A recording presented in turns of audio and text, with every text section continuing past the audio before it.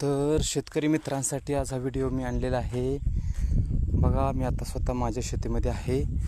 या ठिकाणी मी ड्रिपची पाईप अंतरलेली आहे आणि सध्या जानेवारी महिना आहे। कलिंगड लागवड करण्याचं नियोजनाने या ठिकाणी 6 फुटावरती बेड सोडलेले आहेत।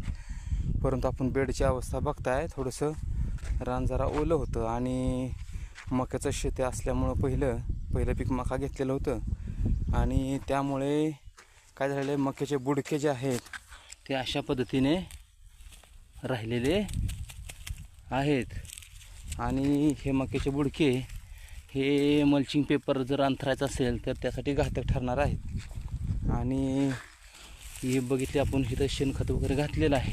त्या शेणखतामध्ये देखील काही काडी वगैरे असं थोडंसं जमा झालेलं आहे। तर हे हाताने वेचणं हे खूप वेळ खाऊ होणार आहे आणि त्यामुळे याला पर्याय म्हणून आपण या ठिकाणी तुम्हाला दाखवतो। आता या बेडवरती काही काम केलेलं नाही आहे। याच्यामधलं आपल्याला सर्व काही ढेकळं वगैरे आहेत ते पण गोळा करायचे आणि ही गहाण वगैरे आणि मल्चिंग पेपर फाडण्यासारखे काटकं वगैरे जे आहेत ते बाजूला करायचे आहेत। तर बघा, आपण या ठिकाणी तारेचा हा पंजा तयार केलेला आहे। बघा, अशा पद्धतीने आहे। हाताला जरा ऋतू वगैरे नाही म्हणून याला कापड गुंडाळलेलं आहे आणि पुढे अशा पद्धतीने तारा या वाकवलेल्या आहेत बघा। आणि हा पहा, या पंजाच्या साहाय्याने हा बेड पूर्ण आपण सवळलेला आहे, असं छानपैकी करून घेतलेला आहे। तर हा किती छानपैकी झालेला आहे बघा, दिसेल आपल्याला पुढंपर्यंत।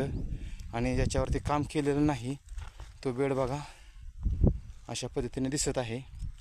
मी 1-2 मिनटात तुम्हाला प्रात्यक्षिक करून दाखवतो कशा पद्धतीने हे काम करत आहे ते।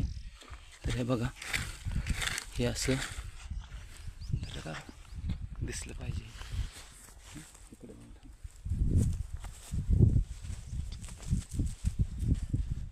इथं पण दिसलं पाहिजे। अशा पद्धतीने आपण बेडवरती, आणि हे कमी वेळेत पण होतं आहे आणि खूप छान पद्धतीने होतं आहे बरं का।